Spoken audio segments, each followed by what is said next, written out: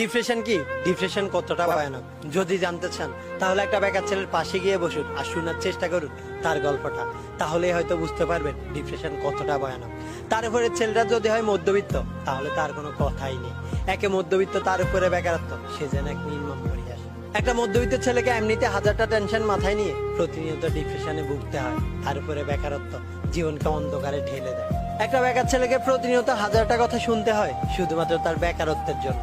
ছেলেটা যতই ভালো হোক না কেন, ভালো ইনকাম করার সামর্থ্য না থাকলে তার কোথাও দাম নেই। কারণ এই সমাজে ভালো মানসিকতা নয়, ভালো ইনকামের উপর নির্ভর করে দাম দেওয়া হয়। সবার আদরের ছেলেটাও হয়তো একটা সময় পরে সে পরিবারের বোঝা হয়ে দাঁড়ায়, আর তাকে প্রতিনিয়ত শুনতে হয়, আর কত বাবার হোটেলে খাবি, এইবার কিছু একটা কর। আর এই একটা কথা কতটা অপমানজনক আর কতটা যন্ত্রণাদায়ক শুধুমাত্র একটা বেকার ছেলেই জানে। বেকার ছেলেটার অনেক স্বপ্ন থাকলেও সব স্বপ্ন পূরণ হয় না, কারণ তার কাছে স্বপ্ন পূরণ করার মতো সামর্থ্য থাকে। ডিপ্রেশন